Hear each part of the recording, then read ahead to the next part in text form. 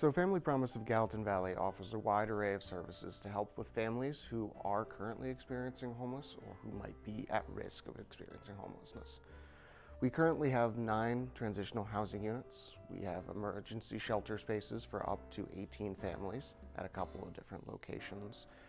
We also provide graduated support for families who have graduated from our various programs, and we also have some emergency rental assistance for those who might be facing eviction. So the people that we work with in Family Promise are just like you and me. They're everyday Americans who are trying their hardest to make the best of a really difficult situation. Housing prices, inflation, everything else has kind of come together in this great big ball of complicated issues, and it just makes living in this beautiful area really hard. And it's really easy to have one bad day, one bad thing happen, and you might be out of a home. So as pretty much everybody who lives in this area knows, the Gallatin Valley has been growing for a long time, but in the last few years it's really picked up steam. Being such a wonderful and amazing place to live is great, but it also means that there are a lot more people who want to move here from all around the country. Having more people come into our community and join it is never necessarily a bad thing, but it does have consequences.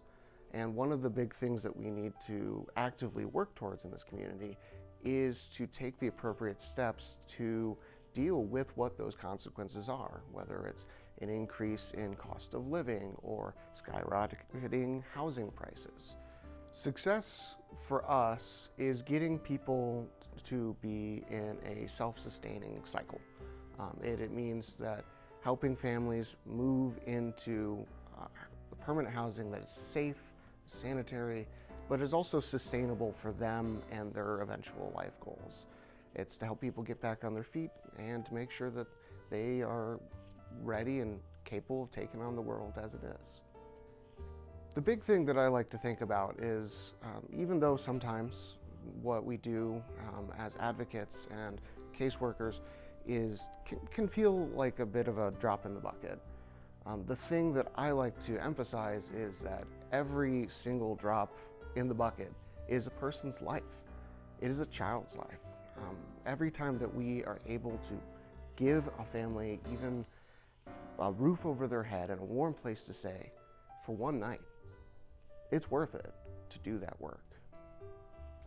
I think the big things for churches and all members of the community to do are to get educated about the problems, go advocate, and take action. These are many nuanced and complicated issues, and we all need to work together to help tackle them.